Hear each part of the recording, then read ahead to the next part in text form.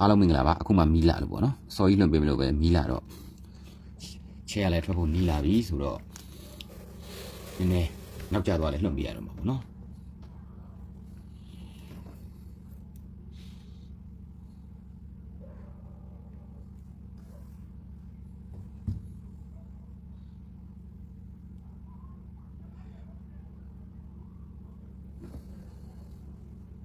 အားလုံးမင်္ဂလာပါကျွန်တော်အောင် 3D ပါနော်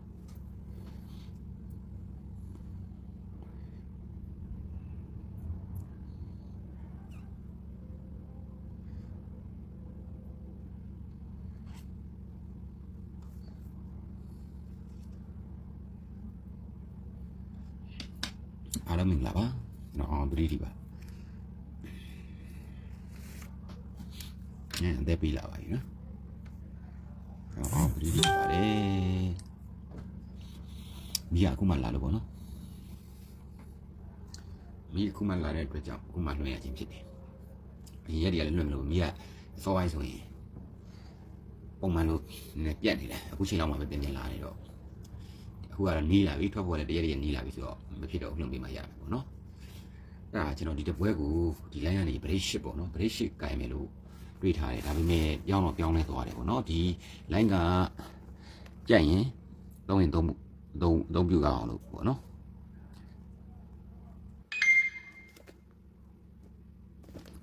break ship ပေါ့နော် break ship ကိုတက်နောက်ပိနေ break ship ကိုကျွန်တော်နည်းငယ်ပို့ကြိုက်တယ်တက်နောက်ပိနေ break ship ကဘာလဲရှိမလဲဆိုတော့လေအဲ့ဒါကိုကျွန်တော်က341နဲ့891ကိုမင်္ဂလာညချမ်းပါကိုကြော်ရေး891ပေါ့နော်891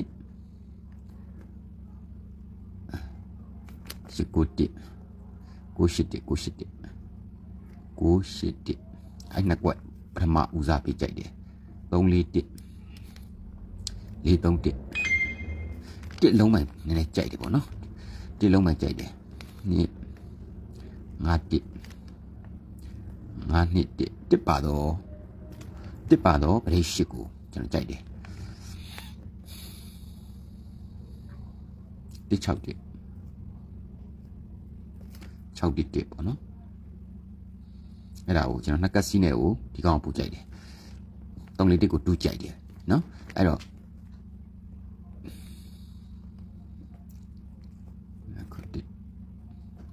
ခွန်3ည1 1 2 3 4 5 6 9 10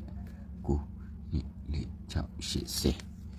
အဲ့ဒါကိုကျွန်တော်ကဒီ891ကို891ပေါ့နော်ဟိုဒီကောင်ကိုပထမဦးစားပေးပူကြိုက်တယ်ပေါ့နော်ဒုတိယပြီးတော့341 431ပေါ့နော်ဒါဒုတိယဦးစားပေးကြိုက်တယ်အဲ့ဒီမှာကကျွန်တော်တို့ဒီမှာလေကျွန်တော်တို့ဒီ market line ကကျွန်တော်တောက်လျှောက်ကျွန်တော်တို့ကစားနေတာသူ၄ကတ်ကိုအညီလောက်သွားတယ်ပေါ့ဗျာ၄ကတ်ကိုအညီလောက်သွားတာကဒီငါကတ်လိုင်းကကျွန်တော်ဒီ၈ကိုလေးမှာဖုံမွေးအောင်ခဲ့တဲ့ line လေးအဲ့ဒီမှာဒီရှေးပေါင်းနှစ်အဲ့ဒီနှစ်ဒီလည်းကျွန်တော်လာခဲ့ပြခဲ့ပြီเนาะ၄ကတ်ကိုသူကအတိအကျလောက်သွားတဲ့အတွက်ကြောင့်ငါကတ်ကြရင်ဖုံမွေးနဲ့လောက်ရမယ်၄ကတ်ကိုအတိအကျလောက်တဲ့အတွက်ကြောင့်ကျွန်တော်၄ကတ်ကိုလိုက်မယ်အဲ့ဒီငါကတ်လိုင်းကအဲ့တော့ဒီရှေးပေါင်းနှစ်ရှေးပေါင်းအပိတ်တွေကိုသူကဘာနဲ့တွဲစားကစားလဲဆိုတော့အဲ့ဒီရှေးပေါင်းနှစ်တွေကသူရှင်းနေတယ်မှာရှေးပေါင်းနှစ်လို့ကစားထားတာရှိတယ်ရှေးပေါင်းနှစ်လို့ကစားထားတယ်ရှေးပေါင်းနှစ်လို့ကစားထားတယ်တုံညာထည့်ရဘေးမှာသူကစားထားတယ်တုံညာထည့်ရဘေးမှာကစားထားတဲ့ကြောင့်တုံညာပါဝါ9နဲ့တွဲပြီးတော့သူ့ရဲ့နောက်နှစ်ဦးမှာရှေးပေါင်းနှစ်ကိုသူက9နောက်ပိတ်နဲ့တွဲရိုက်တာအဲ့လိုသူကစားခွက်ဒုတိယရှေးပေါင်း6ကလည်းသူရှင်းနေတယ်မှာရှေးပေါင်း6ဆိုပြီးတော့သူရှေးကရှေးပေါင်း6တကွက်ဟာသူရှေးကထိပ်စီးနဲ့ကိုပါဝါတွဲကစားတာ4ပါဝါ9နောက်ပိတ်နဲ့ရှေးပေါင်း6ကိုနောက်နှစ်ဦးမှာသူက9နဲ့တွဲကစားတာဒီဒုတိယတတိယကရှေးပေါင်း6ကလည်းသူအဲ့ဒီရှင်းနှစ်သူ့ရဲ့ရှင်းနှစ်ထဲမှာရှေးပေါင်း6ကိုဒါကကျွန်တော်ခဏပြနေတာနော်ဒီလိုပြမှလည်းနောက်လူတစ်အနေနဲ့ကြည့်ရတာကောင်းပါ4ပါဝါ9နောက်ပိတ်နဲ့ပုံသေးကိုသူကရှေးပေါင်း6လို့ကစားတာတတိယရှေးပေါင်း6ကိုစတုတ္ထရှေးပေါင်း6ပေါ့နော်ဒီ4ကက်ရှိသွားတယ်ရှေးပေါင်း6ကလည်းအဲ့ဒီသူ့ရှင်းနှစ်ထဲမှာပဲရှေးပေါင်း6ခဏတစ်ခွက်ရှေးပေါင်း6အဲ့ဒီရှေးပေါင်း6တွေဘယ်ကလာလဲဆိုပြရမယ်နော်သူ့ရှင်းနှစ်ထဲမှာ၄ထိပ်နဲ့ဘေးမှာကစားခဲ့တဲ့အတွက်ကြောင့်4ပါဝါ9နောက်ပိတ်နဲ့ပဲသူကစားတာအဲ့ဒီရှေးပေါင်းလေးမှာလည်းဒီတိုင်းပဲသူရှင်းနေတယ်မှာရှေးပေါင်းလေးဒီမှာလေးထိတ်လည်းဘေးမှာပဲသူကစားတာ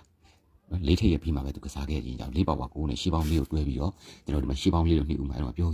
ခဲ့တယ်အဲ့မှာသူငါကလိုက်ကစားတာအဲ့ဒီရှေးပေါင်း2ရှေးပေါင်း6ရှေးပေါင်း6ရှေးပေါင်း6ရှေးပေါင်း4တွေကသူ့ရှင်းနေတဲ့မှာထိတ်စီးပါဝါတွဲပြီးတော့ထိတ်စီးပါဝါကိုအပိတ်နဲ့တွဲပြီးကစားခဲ့တာအဲ့ဒီပထမကရှေးပေါင်း2မှာသူ့ရှင်းနေတဲ့ဒီရှေးပေါင်း2 3ထိတ်3ပါဝါ9နဲ့395ဆိုပြီးကြာခဲ့တယ်အဲ့ဒီရှေးပေါင်း2ကသူ့ရှင်းနေတဲ့ကရှေးပေါင်း10အဲ့ဒီရှေးပေါင်း10ရဲ့ဗရိတ်နဲ့ဒီဆောင်ရပေါင်းချင်းဒီလိုမျိုးဒီလိုကဏ္ဍ9လုံးပေါင်းချင်းဒီဗရိတ်နဲ့ဒီအောက်ကနှလုံးပေါင်းပေါ့နော်ဒီလိုပုံစံပေါင်းချင်းကိုရှေးပေါင်း10နော်ရှေးပေါင်း10ကနေလာခဲ့တာသူကခွဲလိုက်မယ်နော်ရှေးပေါင်း10ကနေလာခဲ့တာအဲ့ဒီရှေးပေါင်း10ကနေဒီဆောင်ရပေါင်းချင်း2နဲ့ဒီရှေးပေါင်း10နဲ့ပေါင်းတော့2ကိုသူ့ရဲ့နောက်နှစ်ထဲမှာရှေးပေါင်း2ကို3ထိပ်ရပြီးမှကစားလို့သူ့ရဲ့နောက်နှစ်2ဦးမှာသူကရှေးပေါင်း2ကို3ပါဝါ9နောက်ပိနဲ့တွဲကစားတာအဲ့လိုမျိုးစင်ခဲ့ရိုက်တာအဲ့ဆိုရင်ဒုတိယကဒီရှေးပေါင်း6ကလည်းသူ့ရှင်းနေတဲ့ရှေးပေါင်း6က4ထိပ်ရပြီးမှ4ပါဝါ9နောက်ပိနဲ့တွဲကစားခဲ့တာရှေးပေါင်း6ကိုအဲ့ဒီရှေးပေါင်း6ကသူ့ရှင်းနေတဲ့ကရှေးပေါင်း10ပြီးတော့သူ့ရဲ့နောက်နှစ်ထဲမှာရှေးပေါင်း17အဲ့ရှေးပေါင်း17ရဲ့ဒီမှာဒီဆောင်ရပေါင်းချင်း9ခွန်6နှစ်ဆိုတော့9နဲ့ဒီရှေးပေါင်း17နဲ့ပေါင်းတော့သူက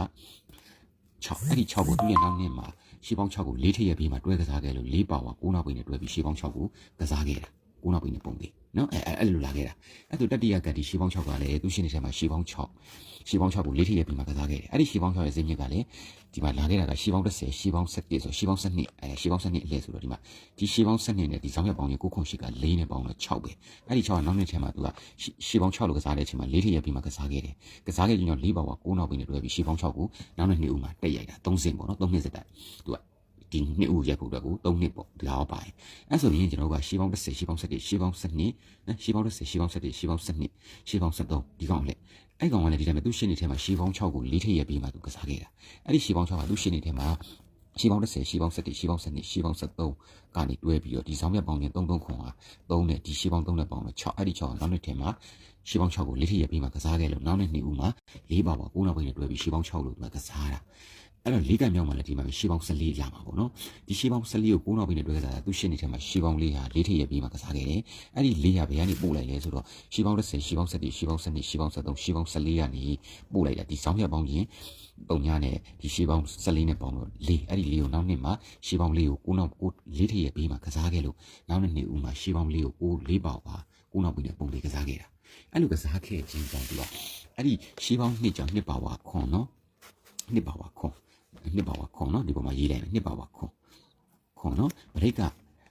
သူက9ပိတ်နဲ့တွဲစားအလုံးပေါင်းလိုက်ရင်3လုံးပေါင်းဗရိတ်က9ခွန်ဖြစ်လို့ခွန်ပါဝါ2နဲ့တွဲပြီးတော့လေးကကိုသူနော်အဲ့နေရာမှာပဲပြီးသွားတယ်ခွန်2အတွဲကိုရှေးပေါင်း2ရဲ့ပါဝါဗရိတ်နှမျိုးပေါင်းခွန်ဖြစ်ရမှာဘယ်နေရာမှာပဲတွဲရတယ်အဲ့ဒီနှစ်ထဲမှာခွန်2အတွဲကိုရှေးဗရိတ်နှမျိုးပေါင်းကိုငင်းကုန်ပေါင်းခြင်းဒီနေရာမှာပဲပြန်ပြီးတော့သူကဒီရှေးပေါင်း10နေရာမှာပဲပြန်ပြီးတော့သူကအတိအကျဗရိတ်နှမျိုးပေါင်းဒီမှာ9ဗရိတ်ဖြစ်လို့ဒီမှာဗရိတ်နှမျိုးပေါင်းရှေးပေါင်း2ပါဝါခွန်ဖြစ်ရမှာဆိုတော့ခွန်2အတွဲကို3ကတ်လိုက်တာ3ခွန်2ဆိုပြီးတစ်ခွက်ထဲဒီနေရာမှာချတာအဲ့ဒီကောင်ကဒီကိုပို့ခဲ့တဲ့ဒီကိုပို့ခဲ့တဲ့စစ်မြစ်ပဲနော်ဒီရှေးပေါင်း2ရှေးပေါင်း6ကိုပို့ခဲ့တဲ့နေရာမှာပဲသူကဗရိတ်နှမျိုးပေါင်းခွန်လို့ရိုက်တယ်အဲ့ဒီခွန်ကအဲ့သူ့ကိုပို့ခဲ့တဲ့2ရဲ့ပါဝါခွန်အဲ့ဒုတိယကမှလည်းရှေးပေါင်း6ပါဝါဒီမှာ3ခွန်2နော်6ပါဝါ1လုံးပါဗရိတ်ကဒီမှာ159ဆိုတော့ဗရိတ်က9ဖြစ်လို့9ပါဝါ3ညနဲ့တွဲတာတွဲပြီးတော့သူကဒီရှေးပေါင်း6ရဲ့ပါဝါဗရိတ်နှမျိုးပေါင်း1ကိုအဲ့ဒီနှစ်ထဲမှာဒီမှာ3ည1အတွဲကိုဒီနေရာမှာပဲပြန်ပြီးတော့သူကဒီလိုပြန်ပြီးကစားတာရှေးပေါင်း10ပြီးတော့ရှေးပေါင်း17နေရာမှာပဲသူ့ကို2ဦးကိုပို့ခဲ့တဲ့ရှေးပေါင်း6ကိုပို့ခဲ့တဲ့ရှေးပေါင်း17ဗရိတ်နဲ့ပဲပြန်ပေါင်းတာသူကဗရိတ်နှမျိုးပေါင်းကိုရှေးပေါင်း6ပါဝါ1ဖြစ်မှာဆိုဒီမှာ10ဗရိတ်ရှိလို့ဒီမှာ3ည1အတွက်ကို2ကတ်လိုက်တာအဲ3ည1နှစ်အဲ့ဒါပဲဒါဒုတိယကတတိယကမှလည်းဒီတိုင်းပဲရှေးပေါင်း6ရော6ပါဝါ1ရေဗရိတ်က9ဖြစ်လို့9ပါဝါ3ညရေတွဲတာ3ညတွဲလို့ရှေးပေါင်း6ရေပါဝါဗရိတ်မျိုးပေါင်း1ကိုပဲတတိယကလည်းထုံနေကောင်ဒီမှာ3ည1အတွဲကိုရှေးပေါင်း10ရှေးပေါင်း17ရှေးပေါင်း12နေရာမှာပဲသူကဒီုံရင်းကိုလှမ်းပေါင်းတာဒီမှာ1ဗရိတ်ရှေးပေါင်း12နေရာ9ခွန်9ဆိုတော့1ဗရိတ်ဖြစ်လို့ဒီကောင်နဲ့ဒီနေရာမှာ3ည1အတွဲကိုရှေးပေါင်း6ပါဝါဗရိတ်မျိုးပေါင်း1ဖြစ်ရမှာဆိုတော့3ည1အတွဲကို9ကတ်လိုက်တာ3ညဗရိတ်ဖြစ်အောင်အဲ့ဒါမှာ3ညဗရိတ်ဒီမှာ1ဗရိတ်ရှေးပေါင်း6ပါဝါဗရိတ်မျိုးပေါင်း1ဆိုပြီးသူက190ပတ်လေသူကစားသွားတာဒါ4က3ကမြောက်အဲ4ကမြောက်ရှေးပေါင်း6မှာလေသူက6ပါဝါ1ပဲဗရိတ်က9ဖြစ်လို့9ပါဝါ3ညနဲ့ပဲတွေ့တာအဲ3ညနဲ့တွေ့တော့ရှေးပေါင်း6ပါဝါဗရိတ်မျိုးပေါင်း1ကိုရှေးပေါင်း10ရှေးပေါင်း17ရှေးပေါင်း12ရှေးပေါင်း13နေရမှာပဲသူက3ညတည်းအတွဲကိုဒီမှာရိုက်တာ တုံညာတဲ့အတွက်ကိုဒီမှာရှေးပေါင်း73နေရာမှာပရိက6ရှိလို့ဒီမှာပရိနေမျိုးပေါင်း1ဖြစ်ချင်တာရှေးပေါင်း6ပါပါအဲ့တော့တုံညာတဲ့တွေကို4ကတ်လိုက်တာပရိ5ဖြစ်အောင်အဲ့တုံညာ4 1 4 10အဲ့လိုမျိုးပဲ4ကတ်စော့တာနောက်နေ့မှာကျတော့5ကတ်တွေကကျွန်တော်ရဲ့တွေ့ကြုံနေရတယ်ဖော်မွေးပဲကောင်းတယ်ဆိုပြီးဒီနှစ်စာနဲ့ကျွန်တော်ရေးပေးတယ်ဒီနှစ်ဦးရှေးပေါင်းလေးရိုက်သွားပြီဆိုပြီးကကျွန်တော်ကနန်းနေကလင်နာအဟောင်းနဲ့ရေးပေးတာကလင်နာအဟောင်းရှိတယ်ကျွန်တော်ရှိတယ်အဲ့တော့ဒီနေ့မှာ8ကိုလေးကျွန်တော်တို့အောင်သွားတယ်အဲ့တော့ဖော်မွေးပေါ့နော်အဲ့မှာရှေးပေါင်း4ကြောင်သူကအဲ့မှာသူကဘာဖြစ်လဲဆို4ပါပါကို4ပါပါကိုပရိကဒီမှာခုံကို3ပရိဖြစ်လို့3ပါပါ8နဲ့9 8အတွဲကိုရှေးပေါင်း4ရက်ပါပါဗရင်းနှမျိုးပေါင်း9ဆိုတော့ဒီနေရာမှာသူက9တော့ဖြစ်တယ်မပေးသေးဘူးဒီနေရာမှာမဖြစ်ဘူးဒီနေရာမှာ8 9အတွဲကိုဒီနေရာမှာ8ပရိရှိလို့ဒီနေရာမှာ8 9အတွဲကိုဗရင်းနှမျိုးပေါင်းရှေးပေါင်း4ပါပါ9ဖြစ်ရမှာဆို4ကတ်ပြီးတော့သူက4ကတ်မြောက်ကစားသွားတာ5ကတ်မြောက်ကြတော့သူကဒီနေရာမှာတကယ်တမ်းဒီရှေးပေါင်း14ပို့တဲ့နေရာမှာသူကစားမှာမကစားဘူးဒီ9ခု8ကလည်းကျွန်တော်ငွေဆိုတာပြောထားတယ်အဲ့တော့မူတွေဖွဲ့ထုတ်ပြတာနော်ဒီနေရာမှာသူရှေးပေါင်းလေးနဲ့မကစားဘူး5ကကျတော့ဖော်မွေးပဲအဲ့လိုပြတ်သွားတယ်ဆိုတော့ဟုတ်အဲ့ဒီ line ကနေပဲကျွန်တော်တို့ကနောက်တစ်မျိုးအမြင်နဲ့ကျွန်တော်တို့ကြည့်မယ်အချိန်ဆိုရင်သူကဘယ်လိုလဲဆိုတော့ဒီကောင်ကဘရိတ်ခွန်နော်ဘရိတ်ခွန်အပိတ်က9ဖြစ်လို့ဒီ9ဘိတ်ဒီကို9ဘိတ်ဒီကိုရွှေ့လာတာနော်9ပါပါဘရိတ်ခွန်ဆိုတော့သူကခွန်ထိတ်နော်ဒါကတစရာပြီးသွားပြီနော်ဒါတစရာဒီ line ကနေပဲတစရာဆိုဒီမှာခွန်နော်ခွန်အဲ့တော့အပိတ်က9ဖြစ်လို့9ပါပါ3ညနဲ့ခွန်3ညအခွာပါအဲ့ဒီနေထဲမှာလိုက်ခဲ့တော့ပုံပြီးသူကပုံပြီးဘယ်လိုကစားလဲဆိုတော့ခဏလေးပုံပြီးကစားတာကခွန်3ညတဲခွာလိုက်တယ်ဒီမှာလိုက်တယ်တဲခွာလိုက်တဲ့အချိန်မှာသူ့ဘောကခါနဲ့အဲ့ခွန်3ညခွာတဲ့ brain နဲ့ပေါင်းတော့10ပုံပြီးကစားတာနော်အဲ့ဒီ10ကိုနော်ကျွန်တော်3ကတ်နဲ့ဖြတ်တာ4ကတ်ထိလိုက်ရမှာနော်5ကတ်ထိလိုက်ရမှာ4ကတ်နဲ့သူကအညီပေးတယ်ဆို4ကတ်အညီကိုကျွန်တော်လိုက်ရမှာသူပေးတဲ့အချိန်ဒီ3ကတ်မှာကျွန်တော်တို့ကြည့်ရမှာပဲဘယ်လောက်ထိပေးလဲဆိုတာအဲ့တော့ကျွန်တော်ဒီမှာအဲ့ဒါဆိုရင်10ပုံပြီးနဲ့ကစားတာနော်ခွန်3ညအခွာအဲ့ဒီခွန်3ညအခွာဘရိတ်ကဒီက2ဦးဘရိတ်ကခွန်5ဘိတ်ကြောင့်5ပါပါ3ညနဲ့တွေ့ခွန်3ညအခွာဒုတိယကကြတော့2ဦးဘရိတ်က5 2ဦးဘရိတ်က5နော်5ဖြစ်သွားပြီ9နောက်ဘိတ်ဆို9ပါပါ4နဲ့ပြန်တွေ့မှာအဲ့တော့သူက5လေးအခွာ5လေးတက်ခွာကိုအဲ့ဒီမှာလိုက်ရမှာ5လေးတက်ခွာဒီမှာလိုက်ပြီနော်5လေးတက်ခွာအဲ့ဒီ5လေးတက်ခွာကိုဘယ်လိုလိုက်လဲဆိုတော့အဲ့ဒီ5လေးတက်ခွာတဲ့အချိန်မှာသူ့ဘောကခါနဲ့အဲ့ဒီ5လေးကိုဗရိတ်နဲ့ပေါင်းခြင်းကိုချုပ်တဲ့အချိန်မှာ5ကိုလေးဆိုပြီးတစ်ပေါက်တည်းချတာဘာဖြစ်လဲသူ့ဘောမှာ3ညခါရှိလို့10ပုံလေးဖြစ်ချင်တာဆိုတော့3ညခါနဲ့ဒီက5လေးခွာတဲ့ဗရိတ်နဲ့ပေါင်း10ဖြစ်ရမှာဆိုတော့5ကိုလေးတစ်ပေါက်တည်းထည့်တာနော်အဲ့တော့ဒါကဒုတိယကအဲ့ဒါဆိုရင်တတိယကဒီကောင်ဗရိတ်ကလည်း5ပဲ9နောက်ပြီဆိုတော့9 4ပဲ5လေးတက်ခွာ5လေးတက်ခွာကို5လေးတက်ခွာဒီမှာလိုက်တယ်အဲ့ဒီနေရာဒီမှာလိုက်ပြီနော်ဒီမှာလိုက်တော့သူ့ပေါ်မှာ5ခါရှိလို့ဒီမှာ5လေးတက်ခွာပုံပြီး10ဖြစ်ရမှာဆိုတော့ဒီမှာ3ပရိဝင်မှာ5လေးခွာအဲ့ဆို4ခါထည့်လိုက်ရုံနဲ့5လေးခွာတဲ့သူက10ပုံပြီးဖြစ်တာနော်10ပုံပြီးဖြစ်တာအဲ့တော့4ကအညီသူပေးတယ်အဲ့တော့တတိယကစရုပ်ကမှာလည်းဒီတိုင်းပဲပရိက5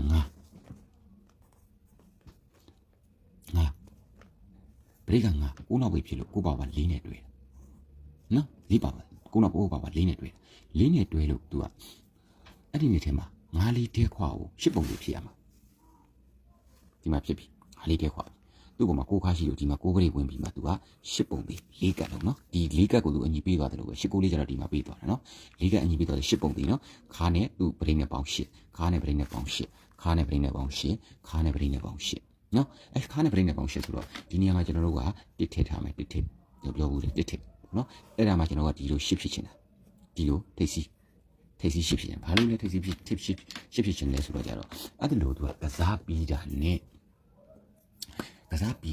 ့လက်မလေးတွေအသေးလေးပေးမယ်နော်အဲ့လိုကစားပြန်တယ်ဒီ10ဖြစ်တာနဲ့ तू ဒီဇောင်း10ဆိုပြီးတော့ပြန်ပြီးတော့10တာသူ့ရဲ့အောက်မှာကျွန်တော်တို့ဗရိတ်လေးလိုက်ခဲ့တာအောင်ခဲ့တယ်ဒါပေမဲ့ကျွန်တော်က6နှစ်ကိုဝိုင်းချင်းကိုအတိအကျလုပ်ပြီးတော့963နဲ့တွေ့ရတယ်နော်10ဖြစ်တယ်နော်အဲ့ဒီ10ကိုသူ့အောက်မှာဗရိတ်လေးပုံသေးရောက်တယ်အဲ့ဒီဗရိတ်လေးတွေကျွန်တော်ပြောဘူးတယ်အဲ့ဒီမှာသူက10ပေါင်း2ကို9နောက်ပိန်းနဲ့မူကလည်းဒီအောက်မှာလာဆိုတော့9ချက်လုံးသူမလုပ်ဘူးပြောင်းမြန်နေနော်ရှေ့လေးချက်မှာအညီလို့ဒီမှာကျတော့နောက်လေးချက်မှာ9နောက်ပိန်းတွေအညီလို့ဒီလိုမျိုးဒီမှာတော့သူကထောက်ပေးထားတယ်နော်9နောက်ပိန်းနဲ့10ပေါင်း2ဆိုပြီးတော့ဒါကကျွန်တော်တွေ့ကြုံနေကြတယ်တချို့ကျတော့နားလဲမှာမဟုတ်လိုက်မိမှာမဟုတ်အဲ့ဒီမှာလည်းဒီခါနဲ့ဗရိတ်နဲ့ပေါင်း9လေးအခွာကို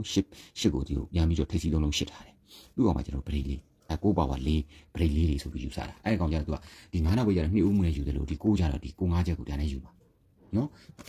်တဘောဒီကသူမူတွေခွဲထားတာအဲ့ဒါဆိုရင် ဒီမှာကလည်းတက်တရက်ကဒီမှာငါးလေးဆိုတော့အဲ့ဒီငါးလေးကဒီလိုသူကမြုပ်ထားတဲ့အကွက်ပေါ့ဗျာဟိုဘက်ဒီဘက်ကိုသူကမျက်စိလေအောင်လှည့်ထားတဲ့အတွက်ကြောင့်ပေးတဲ့အချိန်မှာမြင်တောင်ပေးတယ်ကပ်ပေးအပင်ရှည်တယ်ပေးတာထိတ်စီးနေဒီမှာထိတ်စီးသုံးလုံးကိုရှစ်တာအပေါ်တင်လိုက်နော်နှစ်ပိတ်မှာဆိုတော့သူအပေါ်တင်လိုက်အောက်မှာလာဖြစ်တာဆိုတော့ထိတ်စီးသုံးလုံးကိုရှစ်တာအဲ့ဒီကောင်ကဒီခါနဲ့ပရင်းနဲ့ငါးလေးခွာကိုရှစ်ထားလို့ထိတ်စီးသုံးလုံးပြန်ပြီးတော့ဒီလိုရှစ်တာပေါ့ဗျာဟုတ်လားရှစ်တဲ့အချိန်မှာကျွန်တော်ဗရိတ်လေးဆိုပြီးအဲ့မှာအကြိုက်ခိုင်းတာပဲကျွန်တော်တို့က6နှစ်ကို1ကြီး66နှစ်ကိုဟောတာ963ကြီးတွေ့ရတာနေစားတော့ထဲမလို့ပဲနော်ကန်ဖဲတာပေါ့အဲ့963ဗရိတ်လေးတွေအောင်ခဲ့ပြီဟုတ်ပြီအဲ့ဆိုရင်ကျွန်တော်တို့ကဒီမှာရှစ်ဖြစ်ထားပြီဒီလိုကျွန်တော်တို့ကဆောင်းရှစ်ပြန်စောက်ပါလေးချက်အညီလောက်ထားတဲ့အတွက်ဒီနေရာမှာတစ်ထိတ်ထဲသွားကျွန်တော်သူ့အမှာဗရိတ်လေးဆိုပြီးတော့ဗရိတ်လေးဆိုပြီးကျွန်တော်လိုက်ပါနော်ဗရိတ်လေးသူ့ပေးတဲ့အချိန်လေးလိုက်ပါအဲ့တော့ဟုတ်ပြီအဲ့ဆိုရင်ကျွန်တော်သူ့အောင်မှာသူဘာလုပ်သွားလဲဆိုတော့လေးထိတ်6ထိတ်နော်စုံစီနီယံပြန်လိုက်တာ8ထိတ်ဆိုပြီးလိုက်တယ်အဲ့ဒီသူက468စုံစီနီယံထိတ်စီးမှလိုက်တဲ့အတွက်ကြောင့်ကျွန်တော်တို့ကသူ့အောက်ကိုမစီနီယံပရိတ်ကိုပေးနိုင်ခြင်းများတယ်ဆိုပြီးမန်ပါအကောင့်ထဲမှာကျွန်တော်လိုက်လွှင့်ပေးခဲ့တယ်9ပရိတ်ခွန်ပရိတ်ဒီနေရာမှာ9ပရိတ်ဆိုပြီးကျွန်တော်ကလိုက်ခဲ့တယ်9ထိတ်ကြီးနေရာကပ်ပင်ရရှည်လာပြီ9ပါတော့ပရိတ်9တော့မန်ပါတွေလည်းပြောခဲ့ဘူးတဲ့9ပါတော့ပရိတ်ကိုကြာသွားရင်တော့မတန်နိုင်ဘူးပေါ့လားကျွန်တော်လိုက်ရှုံမပြောခဲ့တယ်နော်9ပါတော့ပရိတ်ကိုဆိုပြီးသူက3ကက်ရတော့သူက9ထိတ်ကမလာပဲနဲ့လှည့်သွားတယ်နော်ဒါကပေါင်းချင်းနဲ့ပြန်လုံမှာပေါ့3ကက်ဆိုတော့လိုသလိုယူလို့ရပါပြီဟုတ်ပြီအဲ့တော့ထားလိုက်တော့အချိန်ကြီးကုန်တယ်မပြောတော့အဲ့တော့ဒီနေရာမှာသူစုံထိတ်နဲ့နောက်ပေါင်း30မထိတ်နဲ့လေးထိတ်ပြီးတော့လေးထိတ်နဲ့နောက်ပေါင်း30လေးပြီးတော့လေး6ထိတ်နဲ့နောက်ပေါင်း17ခွန်ထိတ်နဲ့နောက်ပေါင်း12နော်နောက်ပေါင်း12ရိုက်သွားတာနော်သူအဲ့လိုသူကစားသွားတာပေါ့အဲ့ဆိုရင်သူ့အောင်မှာသူစုံထိတ်468စုံထိတ်နဲ့ကစားတယ်ဆိုရင်သူ့အောင်မှာမပရိမြင်နေရတယ်9ပရိခွန်ပရိ9ပရိဆိုပြီးကျွန်တော်တို့က9ခါနဲ့ဆော့တာ9ပါပါ3ညနဲ့ကစားတယ်ဘာလို့ဆော့တော့အဲ့ဒီလိုသူက9ပရိလို့ဖြစ်တဲ့အချိန်မှာဒီပူရှိပေါင်းခြင်း9ဒီပူရှိပေါင်းခြင်းကခွန်ဒီပူရှိပေါင်းခြင်းက9ဆိုပြီးတော့9ပရိပြန်ချုပ်မယ်ပေါ့အဲ့လိုမျိုးချုပ်မယ်အချိန်မှာကျွန်တော်ကဒီနေရာမှာ86ရှိနေတဲ့အတွက်ကြောင့်ဒီမှာ9ခါထည့်ပြီးတော့ကျွန်တော်တို့658တပေါက်တည်းတွေ့တာပြီးကြတယ်ပေါ့658 9ပရိကိုရှေ့ဟိုက9ပရိ658အဲ့ဒီမှာသူက9ပါပါ3ညနဲ့ကျွန်တော်ပြောသလိုနော်3ကတ်တီရောက်ရင်ရှေ့မှာလုံးလူပုံစံမျိုးလုပ်ရင်တတိယကတ်ရောက်ရင်စီနီယံလုံးလူလုပ်ပုံရင်သူ့ရဲ့ပါဝါနဲ့နက်ခတ်တီနဲ့လာတယ်ဆိုတော့လေပေါင်းချင်းဖြစ်အလုံးကြီးအလုံးနဲ့အလုံးချင်းဖြစ်အဲ့လိုမျိုးသူလာတယ်ဆိုတော့သူ9ပါပါ3ညနဲ့သူလာသွားတာ9ပါတော့ပရိ9လို့လေသူပြီးသွားတာပေါ့ဗျာအဲ့ဆိုသူ့အောက်ကိုကျွန်တော်တို့ကဟုတ်ပြီဆက်လိုက်မယ်ဆိုရင်သူ့အောက်မှာဗရိရှစ်တွေတွေ့နေရတာသူ့အောက်မှာဗရိရှစ်တွေတွေ့နေရတာသူ့အောက်မှာဗရိရှစ်လာမလားကြိုက်တယ်ဆိုရင်ကစားလို့ရတယ်နော်အဲ့မှာဒီမှာကဒီနှစ်ဦးဗရိခွန်ကြောင့်ခွန်ထိတ်နဲ့ဗရိ9နာဝေဖြစ်လို့9ပါပါ3ညနဲ့တော့ခွန်3ညခွာကိုဒီမှာကြားတဲ့အချိန်မှာသူ့ဘွားခါနဲ့ပေါင်းရင်ဒီနေ့မှာဗရိနဲ့ဒီခါနဲ့သူ့ဘွားခါနဲ့ခွန်3ညခွာတဲ့ဗရိနဲ့ပေါင်း10ပုံလေးဖြစ်ရမှာဖြစ်ပြီနော်9ခါထဲလိုက်ဖြစ်တယ်နဲ့ဒီဇောင်း10လို့ဖြစ်ပြီနဲ့သူ့မှာဗရိလေးအဲ့ဒီဇောင်း10ကိုဒီဖြစ်စဉ်တွေရဲ့အောက်မှာအဲ့ဒီ3ပွဲကျော်မှာဒီဗရိ10ပြန်ရိုက်လာတာတဘာဝကြနော်ဗရိ10ပေါ့နော်အဲ့ဆိုရင်ဒီဗရိ9ကို9ထိတ်9နောက်ပြီးကြောင်9ပါဝါ4နဲ့9လေးထဲခွတဲ့အချိန်မှာသူ့ဘွားခါနဲ့အဲ့9လေးခွာတဲ့ဗရိနဲ့ပေါင်းပြီး10ဖြစ်ရမှာဆိုတော့ဒီမှာ3ရခါရှိလို့9လေးခွာအောင်10ဗရိဖြစ်အောင်9ခါထည့်လိုက်တဲ့အချိန်မှာအဲ့ဒီ10ကိုသူကဒီဇောင်းပြန်10ပြီးတဲ့အချိန်မှာဗရိလေးသူ့ကောင်မှာ4ထိတ်6ထိတ်နောက်ပေါင်း30နောက်ပေါင်း7အဲ့ဒီလိုပြီးတဲ့အချိန်မှာသူက468စုံစီနီယံဗရိနဲ့ဆော့တဲ့အတွက်9မဗရိနဲ့မစီနီယံဗရိနဲ့9ခွန်သူ့ကောင်မှာအဲ့ဒီဇောင်း10ကိုဒီအခွေ3လုံး8ဒီခါနဲ့ဗရိနဲ့ပေါင်းခြင်း8ခါနဲ့ဗရိနဲ့ပေါင်းခြင်း8ဒီလိုဇောင်း3လုံးပေါင်းခြင်း8ဇောင်း3လုံးပေါင်းခြင်း8အဲ့ဒီ8ကိုသူ့အောက်3ပွဲကျော်မှာ10ဗရိဒီဖြစ်စဉ်တွေအောက်မှာသူ့ရဲ့ဒီမဗရိစီနီယံစုံထိတ်စီနီယံနောက်ပေါင်းစီနီယံဟုတ်လား4ဗရိအဲ့ဒီကောင်ကြီးရဲ့အောက်မှာဒီဇောင်း8တီကို10ဗရိဒီဇောင်း8တီကို10ဗရိနော်အဲ့ဆိုရင်သူကတတိယကံမှာလည်းဒီမှာ9လေးလို့ဒီမှာခွာထားတာဟုတ်လား9လေးလို့ခွာထားတော့သူကစက်ကလန်နာနဲ့ကြည့်မြုပ်ထားတဲ့ကွာကြောင့်ကျွန်တော်ကြိုက်တာ10ကိုသူ့အောက်မှာဗရိလေးပြီးသွားပြီ3ကတ်လုံးနော်အဲ့4ဗရိရဲ့အောက်မှာလည်းသူက4ထိတ်နဲ့နောက်ပေါင်း30 6ထိတ်နဲ့နောက်ပေါင်း17ဒီမှာ10ထိတ်နဲ့နောက်ပေါင်း12ဆိုပြီးသူကစားသွားပြီအဲ့ဒီလိုစုံထိတ်နဲ့နောက်ပေါင်းစီနီယာကစားပြီးတဲ့အချိန်မှာလည်းသူကသူ့အောက်မှာမဗရိစီနီယာ9ဗရိခွန်ဗရိ9ဗရိဆိုတော့လည်းသူကစားသွားပြီသူ့အောက်ဆက်လိုက်မယ်ဆိုရင်10ဗရိအဲ့ဒီ10တီးရလဲသူကဒီဇောင်း8ဒီဇောင်း8ဟာလားခါနဲ့ဗရိနဲ့ပေါင်းခြင်း8ဒီဇောင်း3လုံး8အဲ့3မွေးကျော်မှာဗရိ8ခါနဲ့ဗရိနဲ့ပေါင်းခြင်း8ဒီဇောင်း8ဒီဖြစ်စဉ်တွေအကုန်တူပြီးရတယ်သူ့အောက်3ပွဲကျော်မှာဗရိ8 နော်အဲ့ဆိုရင်ကျွန်တော်တို့ကဒီမှာခါနဲ့ပရိနဲ့ပေါင်းချင်းရှိဒီဆောင်ရှစ်ဆောင်ရှစ်တာနဲ့သူကပရိလေးနော်ဖြစ်သွားပြီဖြစ်သွားတဲ့အောက်သုံးပွဲချုံမှာပရိရှစ်အဲ့ဒီလိုရှစ်တဲ့ချိန်မှာကျွန်တော်ကဘယ်ဟာဖြစ်လဲဆိုတော့ဒီမှာစုံထိတ်သူပြန်လုံမှာပေါ့နော်4ထိတ်6ထိတ်8ထိတ်ကိုကျွန်တော်ကဘယ်လိုပြန်လုပ်ချင်လဲဆိုရင်ကျွန်တော်ဘယ်လိုပြန်လုပ်ချင်လဲဆိုတော့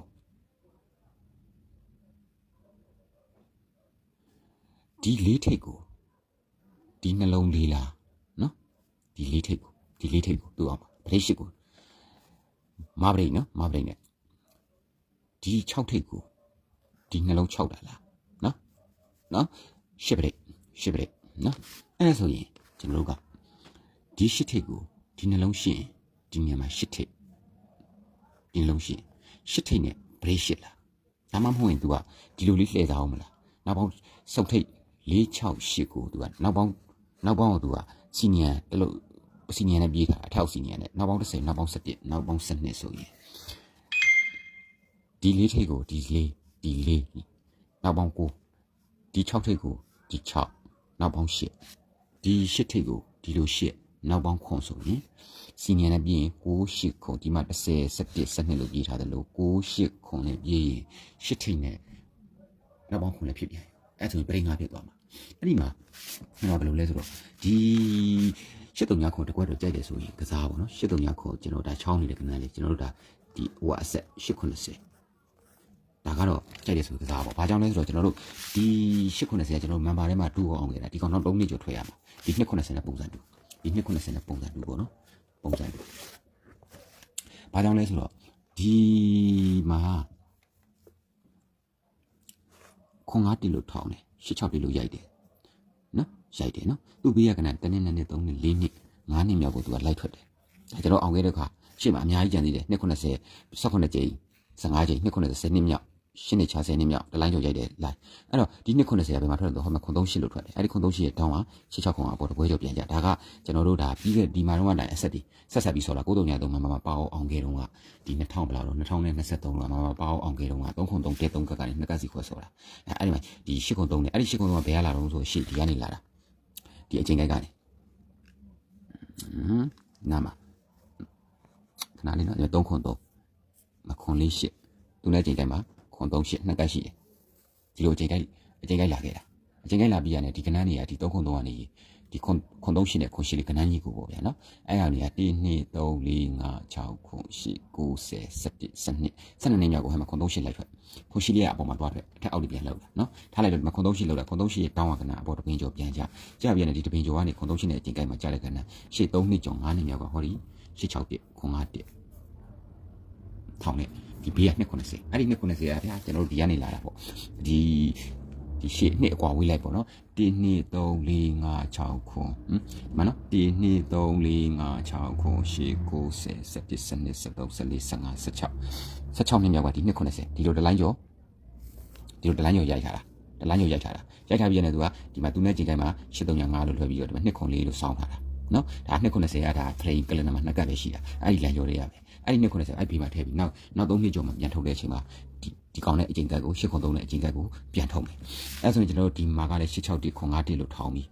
ဆိုတာနဲ့ကျွန်တော်တို့ကဒီသူ့ဘေးကကနန်းဖမ်းခဲ့တာကျွန်တော်အောင်ခဲ့တာမှာထဲမှာလိုင်းပေါ်မှာကျွန်တော်ဒီ6လေးနှစ်တည်းအောင်ပြီးမှာစားခေါ်တော့ဒီမှာ2ရောအောင်တာဒီမှာပါအောတက်အောင်တာဟုတ်လားအဲ့တော့ဒီကနန်းက86နှစ်မြောက်က1 2 3 4 5 6ခွန်8 9 10 11 12 13 14 15 16 86နှစ်မြောက်ကဒီကနန်းသူကနေအချိန်တိုင်းမှာဒီလို290လို့ပုံစံတူရိုက်ထားတာ290လို့ပုံစံ1 2 3 4 5 6ခွန်8 9 10နော်အဲ့ဒီထက်မှာပဲဒီ290ကပုံစံတူရိုက်ထားတာနော်290ဒီလိုပုံစံတူနော်1 2 3 4 5 6ခွန်8 9 10တပင်းကျော်နော်ဒီလိုအချိန်ပုံစံတူရိုက်ထားတာနော်ဒီမှာရတော့ဝီပြန်ချင်းပြည့်တော့တာ sorry ပါနော်ဒီမှာ850နဲ့အချိန်ကဒီမှာ6ခွန်6မှာတည်တာဒီဒုတိယကမှာကျွန်တော်ကညံဒီ290ကိုသူကဒီလို851ရဲ့ဆောင်းအကြိုက်ခင်းပြီးတော့သူနဲ့ပုံစံတူဒီမှာခွန်80ကိုဒီလိုလိုက်တည်ပြီးမှအဲ့ဒါကိုတွေ့တာဒီမှာ835လို့ခွဲထုတ်ပြတာ835ပတ်လေကို2ခွန်4လို့ဆောင်းတာအသက်အဲ့ဒီအချိန်ကိုက်ကကောင်ကျွန်တော်က920ကိုအဲ့ဒီထဲမှာမယူတော့ဘဲနဲ့ယူကောင်းတာကတော့ရိုးတွေးနေဆိုတော့920အကြိုက်ယူမှာပဲဟုတ်အဲ့တော့အဲ့ဒီနေရာမှာကျွန်တော်ဒီခွန်80ကိုသူပေးမှာထည့်ပြီးနောက်3နှစ်ကျော်ကျွန်တော်ချောင်းနေတာအဲ့ဒါဆိုရင်အခုချိန်မှာဆိုရင်ဒီနေရာမှာထည့်လို့ရတယ်ခွန်80ဘာဟုတ်ဒီမှာ8ခွန်3ရှိတယ်သူ့ရဲ့တပင်းကျော်မှာ630ပဲပို့ ကနန်းတပင်ကျော်ပြန်ကြဒီခု83ရဲ့တပင်ကျော်ပြန်ကြဒီကောင်လေးအချိန်ကကို920ကနန်းလူကနန်းဆို920နဲ့ပေါ့နော်920အကြိုက်890အာပေါ့နော်83ခွန်အာတဲ့အာပေါ့နော်ဒီကောင်ကတော့290ကတော့920ကတော့အာရန်ပေါ့ဗျာနော်ထွက်ဆိုင်ရှိရနော်920လေနော်920လေထွက်ဆိုင်ရှိတယ်တိုက်တယ်ဆိုကစားအဲ့တော့အဲ့ဒီ8ခွန်3ဟာဒီကနေလာတာဒီလိုပုံစံတူကလေးနာမှာ2ကက်ရှိတယ်ဒီလိုပုံစံတူခွန်3ရှိပတ်လေ1 2 3 4 5 6ခွန်8 9ပင်မြမှာ8ခွန်လေးပတ်လေဒီပင်ကျော်မှာ3ခွန်3တက်1 2 3 4 5 6ခွန်8 9ပင်မြမှာခွန်8လေးခွန်3 8ဒီပင်ကျော်မှာခွန်3ခွန်3ဒီကနေ12နှစ်မြောက်ကိုဒီကောင်လိုက်ထွက်တယ်ခွန်3 8ခွန်8လေးရအဲ့လိုပဲဒီဒီမှာဒီနှစ်ကွက်လုံးကဒီ3ခွန်3ကနေ12နှစ်မြောက်1 2 3 4 5 6ခွန်8 9 10 11 12နှစ်မြောက်မှာခွန်3 8ဒီကခွန်8လေးရအောက်ကလိုက်ထွက်တာသူက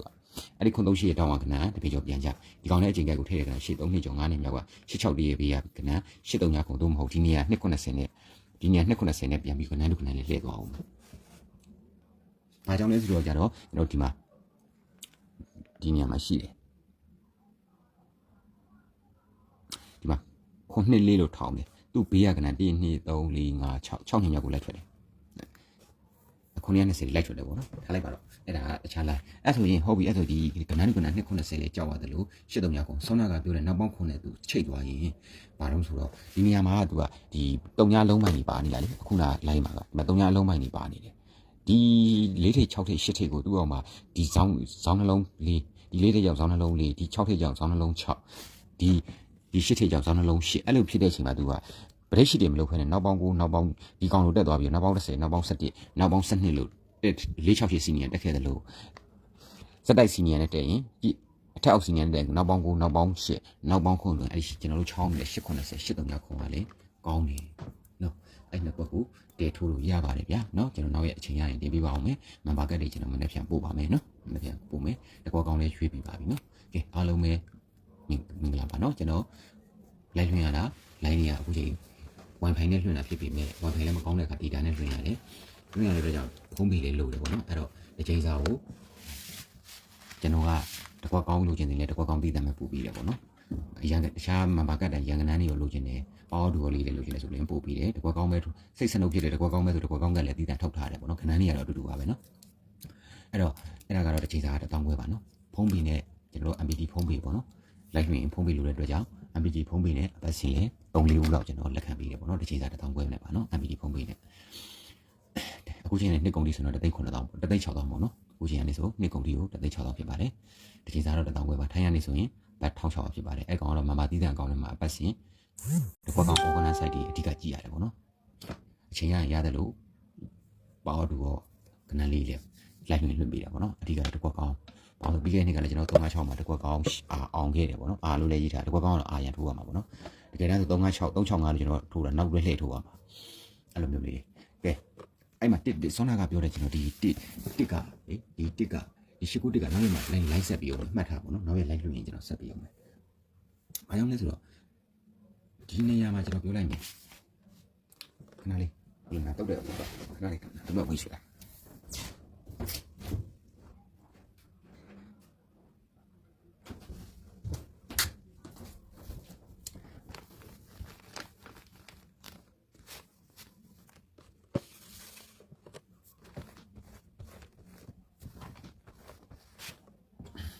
်တင်းနောက်ပိတ်လို့ဆွမ်းနာကလိုင်းရပြောတယ်ဆိုလ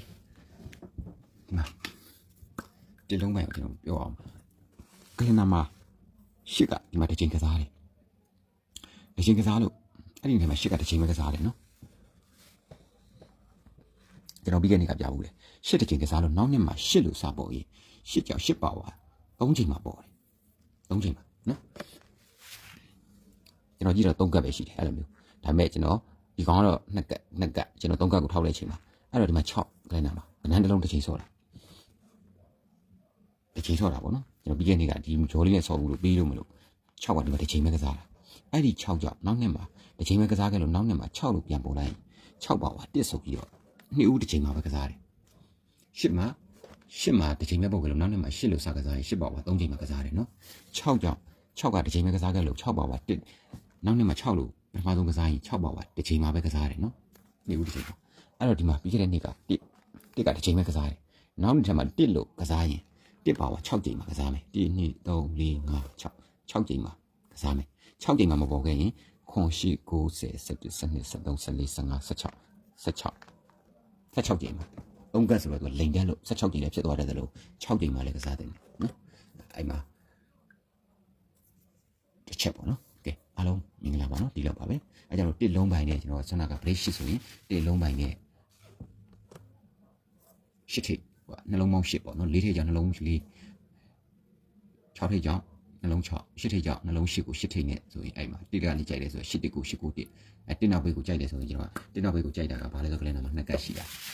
ဒီမှာ line ရောရှိတယ်ကျွန်တော်အချိန်ရရင်နောက်မှပြပေးမယ်ဒီမှာ369နောက်နေ့ကိုဆက်ကြည့်လိုက်3691 3691လို့ကနန်း2ကတ်ရှိတာထောင်းသွားရင်369လို့ထောင်းလာပြီတစ်ထည့်မလားအဲဆို369တစ်နောက်ပိတ်အဲ့ဒါတစ်လုံးပါအဲ့ဆိုရင်ကျွန်တော်ကဒီမှာ3ကတ် line ယူရင်နောက်နေ့မှာ3ချိန်မှာ10ပါဝါ3ချိန်မှာပေါ်တော့10ထိပ်နဲ့လာတယ်နောက်နေ့မှာ6ပါဝါတစ်ချိန်မှာပေါ်တော့6ခါနဲ့လာတယ်နောက်တစ်ကတစ်ချိန်ပဲကြာကြတော့နောက်နေ့မှာတစ်လို့ပေါ်6ချိန်မှာလာမယ်ဆိုရင်ထိပ်လဲလာပြီးသွားပြီခါလဲဖြစ်သွားပြီအပိတ်အလက်ဒါနောက်ကြောင့်သားတွေမိမတွေနဲ့အပိတ်လဲဆိုတစ်နောက်ပိတ်လဲဖြစ်နိုင်တယ်အဲ့ဒါဆိုရင်ကျွန်တော်ဒီမှာတစ်နောက်ပိတ်ကလာနိုင်လားမလာနိုင်လားဆိုတော့ဒီနေရာမှာရှိတယ်ခဏလေးနော်3နှစ်ခုခဏလေးဒီကို6ဒီနေ့3 4 5 6ခု10ချိန်မြောက်ကနန်းပြန်ကြခဏလေးနော်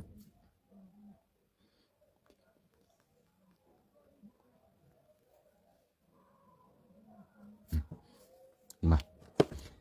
3ခုနှစ်တစ်ချိန်2ချိန်3ချိန်4ချိန်5ချိန်6ချိန်9ချိန်10ချိန်9ချိန်10ချိန်10ချိန်မြောက်ပြီးရကနန်းဒီကို6ပြန်ကြအဲ့ဒီကို6ဟာတနေ့2နေ့3နေ့4နေ့5နေ့မြောက်ပါ6 9 1လို့ပြန်ထောင်မလားပေါ့နော်6 9 1လို့ပြန်ထောင်မလားဒီတုံးဖက်ထားတယ်ပေါ့နော်အဲ့ဒါဆိုရင်ကျွန်တော်ကဒီမှာ3ခုနှစ်တစ်ချိန်2ချိန်3ချိန်4ချိန်5ချိန်6ချိန်9ချိန်10ချိန်9ချိန်10ချိန်10ချိန်မြောက်ကပြီးရကနန်း4တစ်ခွန်ပြန်ကြအဲ့ဒီကောင်ကနေတနေ့2နေ့3နေ့4နေ့5နေ့မြောက်ကိုသွားလိုက်ရင်ခွန်1 4လို့ပြန်ထောင်မလားနော်ခွန်1 4လို့ပြန်ထောင်မလားအဲ့ဒါကလည်းတစ်ချက်ပေါ့နော်သူ့အပေါ်မှာသူ့ပုံမှာဒါပါရှစ်တစ်နှစ်ကျော်ခဏသူ့ဘွားကဏရှစ်တစ်နှစ်ကျော်ခဏရှစ်တစ်နှစ်ကျော်ခဏနော်အဲ့တော့ဒီမှာအဲ့လိုပြီးမှခွန်တေးလေးလို့ထောင်းတာအဲ့တော့ဒီမှာသူ့ဘွားကဏ56ကြီးရှစ်နှစ်ထဲကထားတော့အဲ့6ခုတီလို့ပြန်ထောင်းမလားပေါ့နော်ဒီမှာ3ခုနှစ်ကနေအချိန်10ချိန်မြောက်က4တစ်ခုပြန်ကြပြည့်နေသူကနေ3နှစ်ကျော်5နှစ်မြောက်ကိုသွားပြန်တယ်အဲ့ဒီ4တစ်ခုကိုခွန်တေးလေးဆိုပြီးပြန်ထောင်းတယ်အဲ့တော့ကျွန်တော်ဒီမှာကလည်း3ခုနှစ်ကနေ10ချိန်မြောက်ကခဏ1 9 6ပြန်ကြအဲ့ဒီ1 9 6ကို6 9 1ဆိုပြီးသူကပြန်ထောင်းမလားနော်ကဲအားလုံးမင်္ဂလာပါနော်ဒီရောက်ပါပဲမမဝင်ရင်ကျွန်တော်ဖုန်းနံပါတ်က3992525339ဖြစ်ပါတယ်နော်မနေ့ပြန်ကျွန်တော်မမကတ်တီပို့ပါမယ်နော်